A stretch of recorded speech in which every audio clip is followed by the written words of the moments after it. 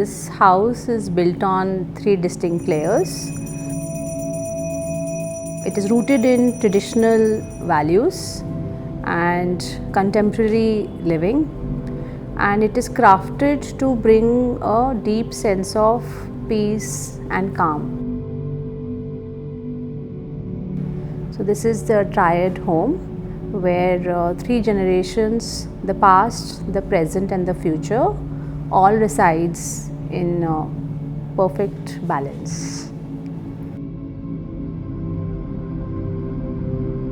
Hi, I'm Nidhi Vaish. I'm the founder principal architect at Yellow Brick Road Designs. To access detailed chapters and PDF ebook, please log into buildify.com. Link is in the description.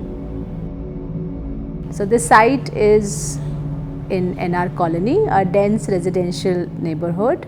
The plot is approximately 60 by 40 plot, where you have a narrow road in the front and buildings on other 3 sides. So leaving the setbacks, the plot size is around 2,400 square feet, and we did a built up of 7,200 square feet. So we kept the pedestrian entry on the northeast, and we had made a northeast extension for entering into the main lobby. We wanted to keep the common spaces where the kitchen is, where the mandir is, and where the majorly daily activities happening in the house very close to grandmother's room. And next to her bedroom, we added another bedroom so that there is somebody who is taking turns and sleeping next to her in case she needs some, care. Since the site is north facing, we had a natural soft light of north coming into the house. So we placed the spaces like living room and the media room, which does not need sharp lights during the day. Now these large windows that we have created was a conscious choice to allow us to redesign the facade with greens in the front on various levels. Kinds of reduces the mass of the building when you view from the road. So there is a kitchen in the northwest, and on the back side we have the bedrooms. We have a powder toilet and the lift. We continue to work with the same proportions, keeping the bedrooms in the southwest corners and the living spaces and informal spaces in the front. In this space we also have a mandir, which is designed using black kadapa stone. This has a Dravidian style of architectural details on its carving, with the teak wood shutters which completely opens. When you come on the second floor, first thing you see is a terrace garden from the lobby, which brings you very close to being on the ground. Also, this garden acts as the lungs of the house, where the whole vertical garden and the garden on this floor brings a lot of not just the view but also fresh air and a lot of light into the entire house. And this sliding, we have added a sliding folding fenestration over here, which completely opens 100%, bringing the inside out in this lobby. So to this garden we have a connecting view to the master bedroom, which gives a nice welcome morning view as you wake up in this bedroom space. We have on the northwest a guest bedroom. This room is very small, yet we have tried to make it look large by bringing a monotone look from floor to ceiling in our choice of materials.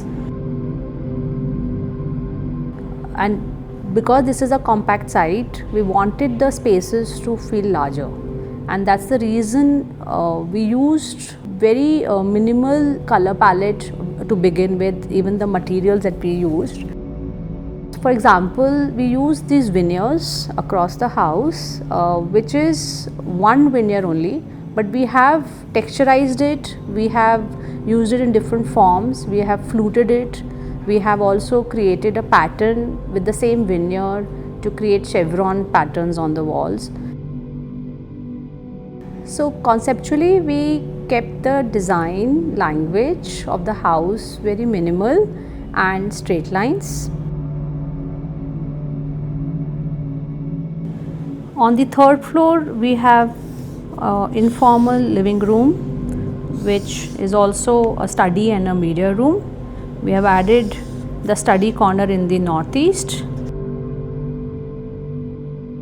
We wanted to create something which is dark, immersive space, yet during the day it also has a freshness, light, and an experience where you feel calm and relaxed. There is a complete 30 feet wide opening on this side towards the north, which we have kind of brought in a lot of green cover, and that filters the light through into this room. The west side is the double height space where the vertical garden gives privacy from the adjoining house, and it also, we have added a bay window on this lobby so that this can be a nook looking into the garden area. The southwest is the bedroom for the son, where we have given an open plan and open wardrobe, walk-in wardrobe systems with a big island counter which flows into the bedroom space. Each floor has their own private sanctuaries, so to say, which has its own distinct character and which resonates with that generation. For me, the challenge was, how can I have a mandir in a living room? But since it was a very, I would say, in the initial house also there was a mandir, but when I visited, I realized this is something which is coming from the client, and we should respect the way they are living, because this actually brings them together. So I came to the house, and first thing they told me that this house is peaceful, and that's the biggest, I would say, compliment that you get. You know, everyone have their own hectic lifestyle. It's very satisfying and gratifying to know that they find it energizing in the mornings, and they also enjoy coming back.